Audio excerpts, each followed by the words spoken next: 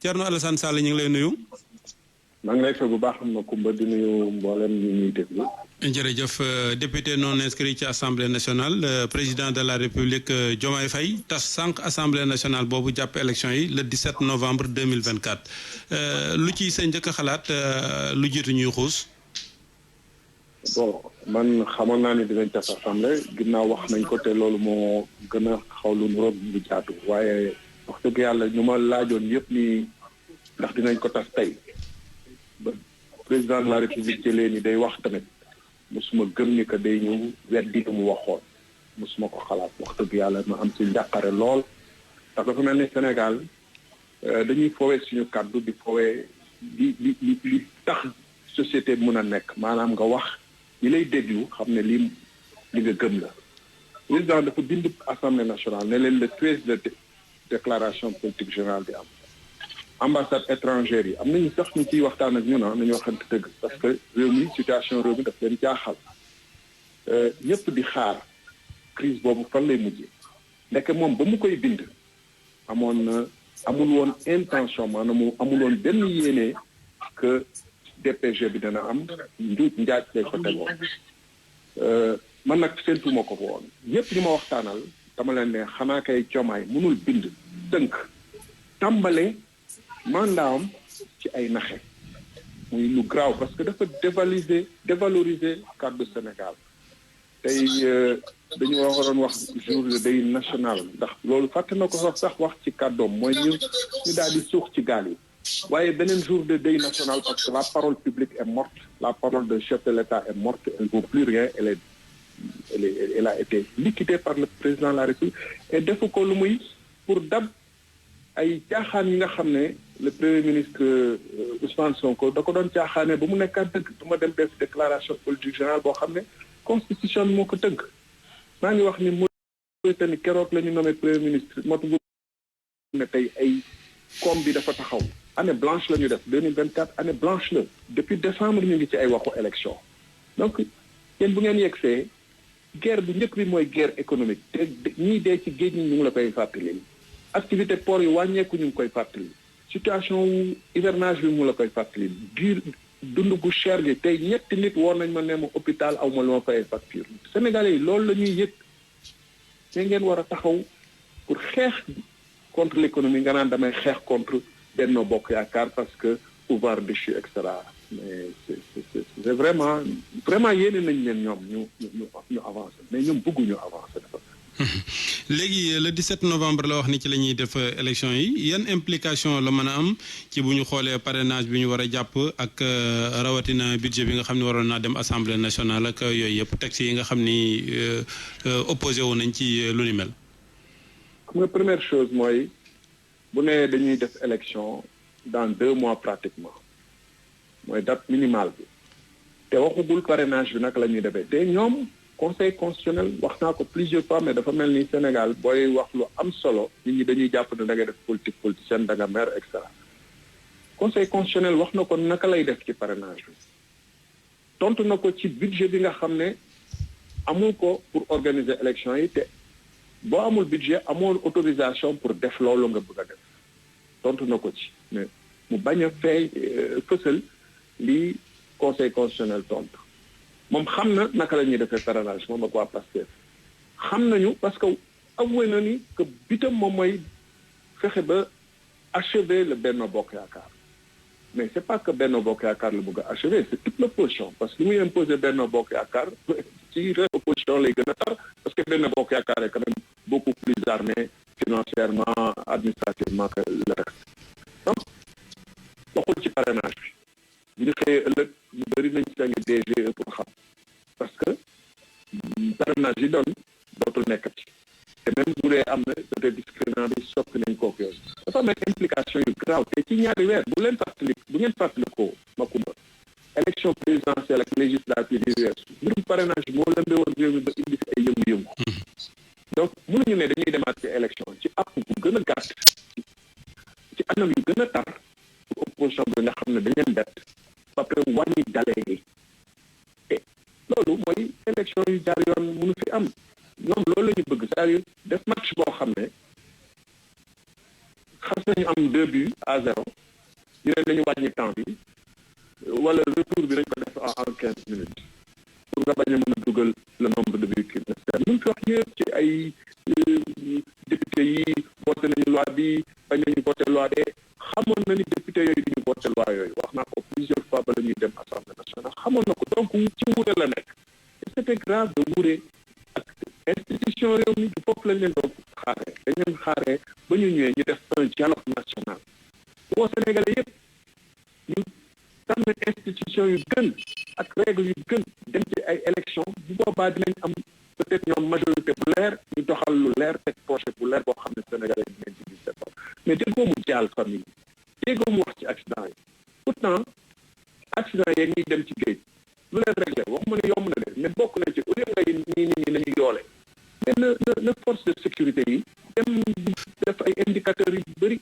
parce que boo xoolee parenthèse la lay wax de mais parenthèse bu am solo ci li may wax la boo xoolee ku jóge Sierra Leone jóge Mali ñu ba fii xam ni tel capitaine de bateau day dem ba bindu ci mais naka loolu mën a amee ci suñu force de sécurité newul ñoom bu doon dañu ñëw pour changer loolu buñ ci taxawoon dëgg war na mën a nekk waaye ñoom politicien moo leen yëkkati leer na nañ léegi kon ci français rek ñu tënk comment vous avez apprécié le fait que le président de la République décide de dissoudre l'Assemblée nationale alors qu'il avait convoqué une session extraordinaire pour la tenue de la déclaration de politique générale? Moi, je dois dire que je suis encore une fois dans la même situation qu'il y a 1 an quand Macky voulait faire un coup d'État. Je n'aurais jamais imaginé que le président Bassirou Diomaye pouvait saisir l'Assemblée nationale, écrire une lettre pour fixer la date de la DPG, avec dans l'esprit l'idée de dire que cette DPG ne se fermera jamais, on va dissoudre la veille. Lui-même parle de filouterie et essaie d'expliquer pourquoi ce ne serait pas une filouterie. C'est la filouterie. C'est pas autre chose parce que quand un État, avec tous les ressorts qui sont entre ses mains, ne peut trouver d'autres moyens pour résoudre ce qui n'est pas une crise, ce qui a été provoqué délibérément par des déclarations de Ousmane Sonko qui dit qu'il ne veut pas aller faire la DPG. Lui ne peut pas contraindre son Premier ministre.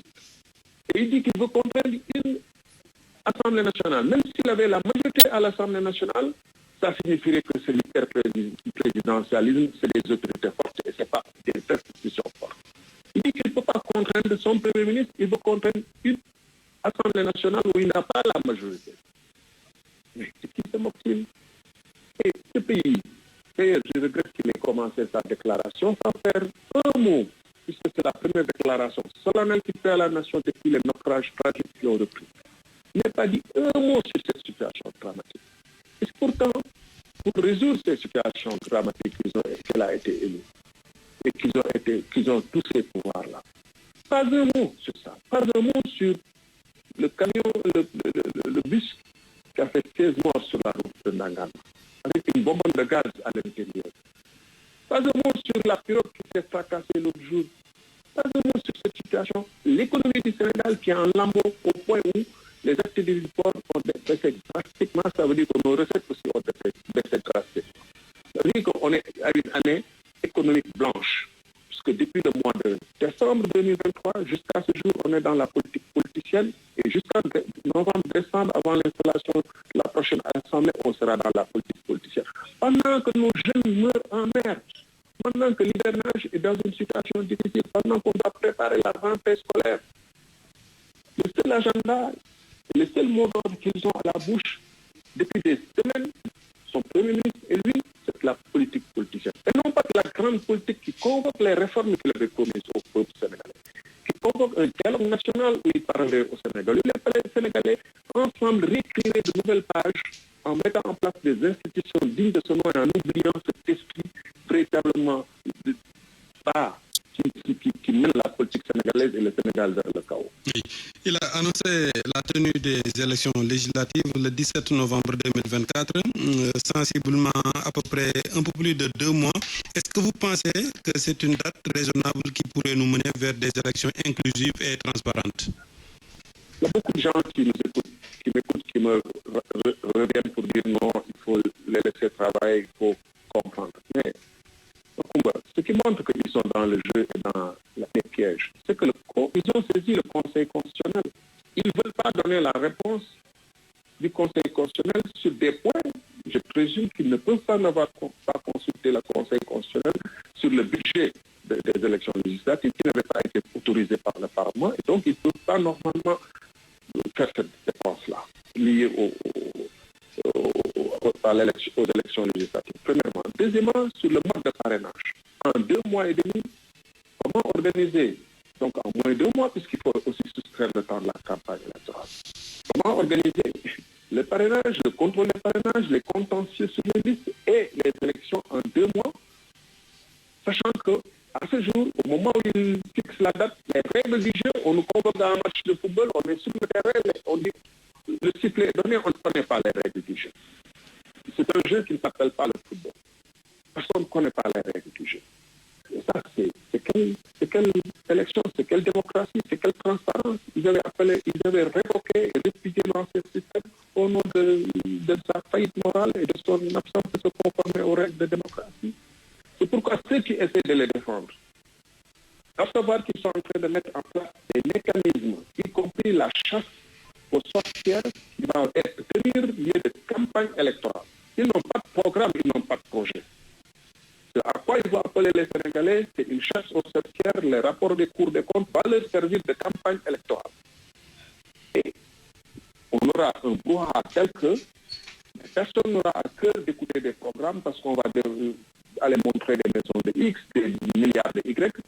Ça, c'est normal de faire la réduction des comptes. Mais son temps devrait être dissocié du temps de la campagne. Eux, ils veulent mêler les deux. Et nous amener à un système où ils feront bloc contre bloc. Le Benno vaut mieux uni contre nous. Vous voulez le retour du passé ou vous voulez nous, le présent et l'avenir? Alors que le présent, là, il est sombre, de bateaux qui sombre.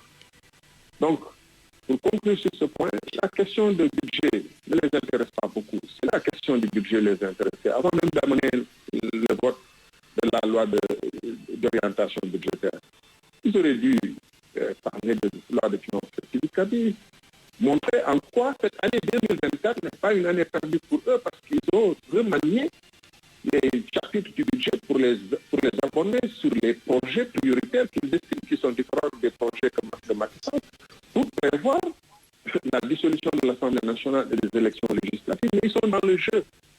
Et j'appelle ceux qui essaient de le défendre, qui essaient de comprendre qu'on puisse priver les gens de leur liberté. Parce que simplement, ils seraient présumés coupables. La présomption de culpabilité n'existe pas. C'est la présomption d'innocence qui existe. Il faut qu'ils respectent les règles et toutes les procédures parce qu'on va aller dans une période où ils vont faire fi de toutes les règles et des procédures et arrêter qui ils veulent, comme ils veulent, pour empêcher ces personnes-là, qui ont peut-être fait du mal, de participer aux élections. Je ne défends personne. Je dis qu'il faut respecter les règles, mais il faut dissocier cette période de chasse aux sorcières, normale ou pas, de la période de campagne électorale. Merci beaucoup, Thierno. Mais il faut constater, pour terminer sur ce point et le regretter, que nous avons une année 2024 perdue. Il n'y a rien qui a été fait de significatif que la politique politicienne. C'est 1/5 de leur mandat. Merci beaucoup, Thierno Alassane Sall, Je vous en prie. président du parti